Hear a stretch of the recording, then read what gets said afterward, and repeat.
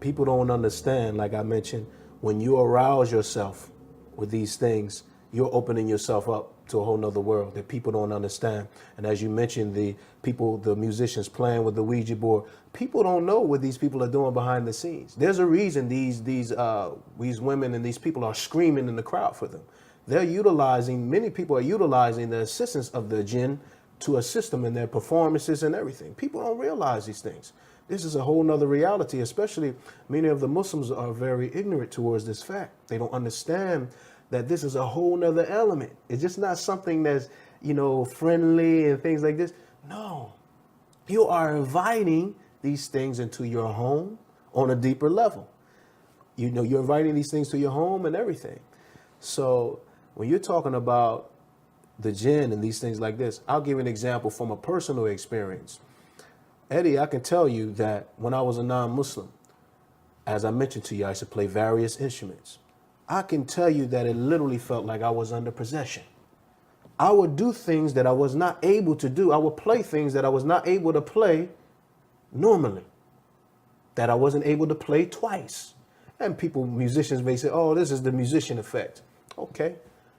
The word genius comes from the word jinn.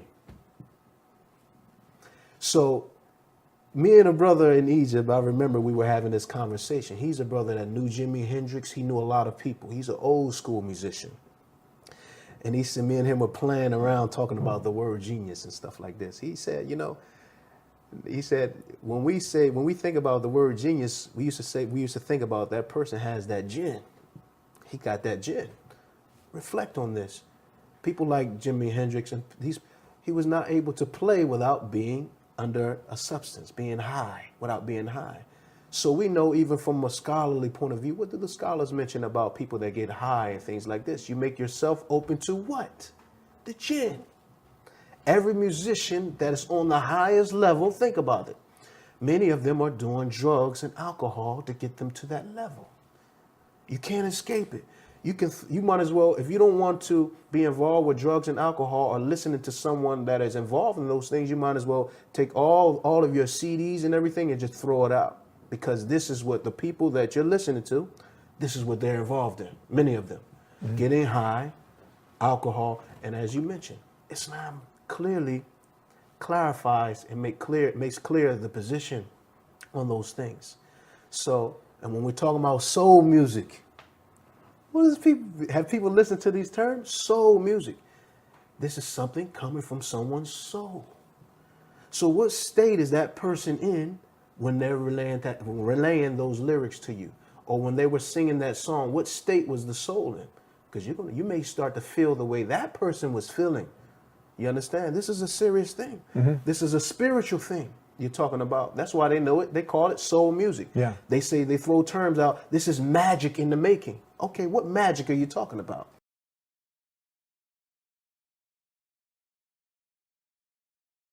Def Jam is a very, very well-known record label. Especially was very well known for its hip hop artists back in the day, such as Run DMC, LL Cool J.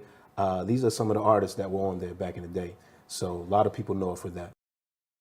The heart itself is searching for the truth, sometimes without the individual realizing it. But what happens is that we become so busy, and I was just having this conversation with another brother about how Shaitan makes us so busy in our lives, whether it be with music, once again, movies, you're watching, people that are glued to the TV, literally becoming a zombie. We become so busy in our lifestyle that we don't realize the heart is literally screaming out. It's screaming for guidance. So the difference between my heart then and now is no comparison. I'm telling you, like anyone that knew me before and knows me now, they see a big difference, and this is not to brag about myself or anything, but this is the calmness and the peace that I have with Allah subhanahu wa ta'ala today. It's a big difference, and I can't say enough to be grateful, I can't say enough to thank Allah, honestly, man. I mean, I think about it every day, how Allah literally took me away from that environment I was around. Literally, if I wanted to right now, I'm someone that can go right back to what I was doing again, and literally with all this technology today and make millions of dollars without a record label, It's and just talking about how it's so much easier to do those things. But I know in my heart, those things are temporary enjoyments, and they're going to do nothing but destroy me. It's as simple as that. To simplify, it's going to absolutely destroy me. And that's what I was on, a path of destruction, without a doubt. Without a doubt. The importance of seeking knowledge is so that you worship your creator upon clarity. Like you said, it gives you that clarity. You're able to see the false from that which is real. You understand? And that brings us to a point. When I was about 17, someone told me I had a cross on my neck when I was about 17. And one of my friends told me you have a Catholic cross on your neck. And I said, what do you mean? I said, what's the difference? I didn't have knowledge. So that light bulb, I had that light bulb effect that people talk about. And so I started to read the Bible. I started to ponder on the Bible myself, which we mentioned that most people don't do. Why? Because of that hypnosis effect that they have, the hypnotic effect that they're under. Because you're jumping, dancing, hopping around. And so when a person goes to read the Bible, you fall asleep because now you're in search of knowledge. So finding that knowledge, searching for that knowledge myself, first, I see that what? Jesus worships the Creator. Moses worshiped the Creator. Moses and Aaron falling on their face and worshiping the Creator. Jesus, peace be upon him, saying, the one that sent me is greater than I. The one that sent me is greater than all. I said, hold on. I want to worship who they're worshiping. So this gives, once again, knowledge equals clarity, as you mentioned. As simple as that. Just like myself, I was somebody that had a cross on my neck, used to walk around with these things, but it was more like you felt like it's some type of good luck symbol kind of thing. As you can see, and myself, as well as many others, they don't know what that stands for. They don't have the knowledge that comes along with it. Okay, what is the belief system that comes along with that? We didn't know. I would say the majority of our Christian brothers and sisters, they just don't know. They don't have knowledge of what their parents are following. And that was me. I was in those shoes. I didn't have knowledge of the Bible. I didn't have knowledge of Jesus, peace be upon him himself, or our belief system. Mm-hmm. So once you have this is just misguidance. Once again, they're wearing it. I believe many of them are wearing it for the same reasons I was. So from working with Keisha Cole, yeah, I've worked with her. Bruno Mars, had you get a chance to talk about now that you changed your life? There's usually amongst musicians who just fill their heart with music constantly, drugs, alcohol, and you see a lot of them committing when they rise to the top. They see there's no peace there. Really, right. The heart is yearning for something else, and they commit suicide, antidepressants, drugs, alcoholism, and this is actually there's a statistic that it's much higher.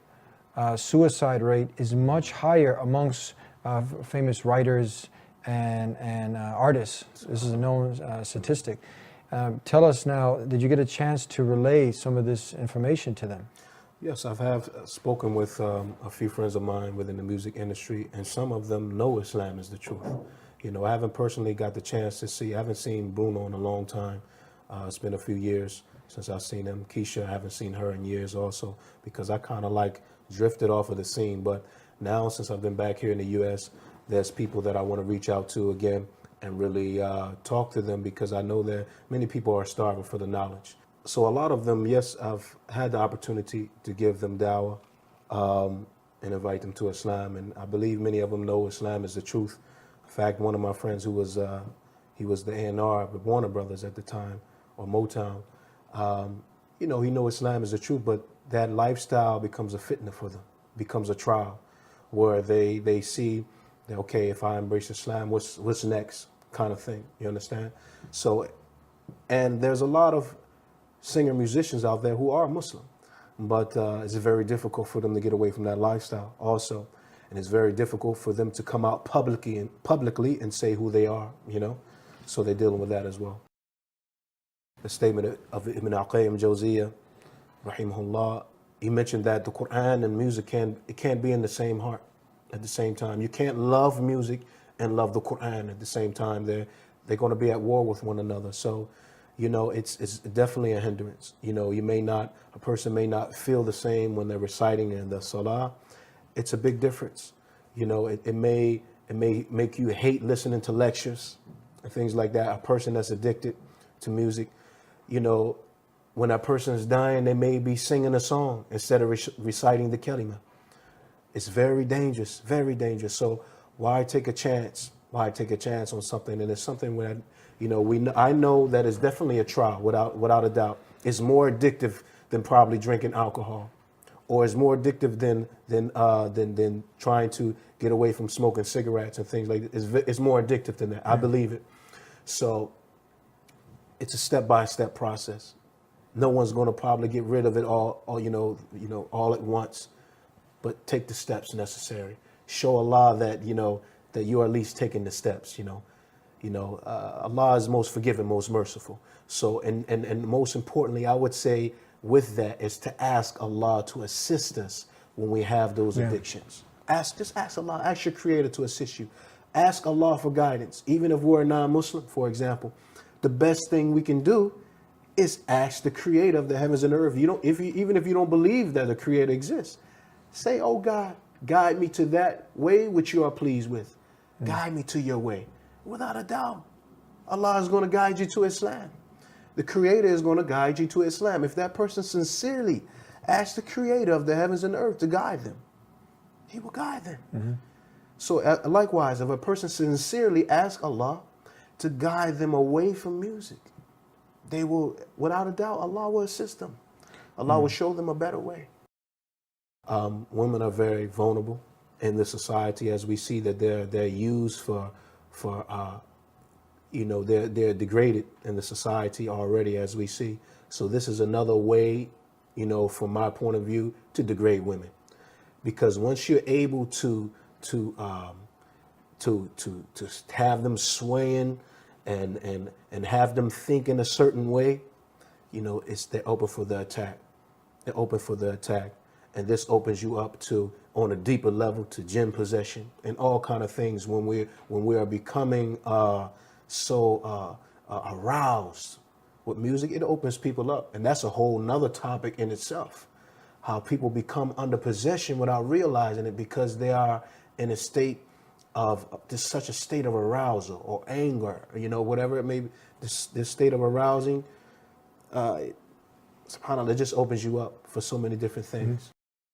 In this society, being a virgin is frowned upon. Why?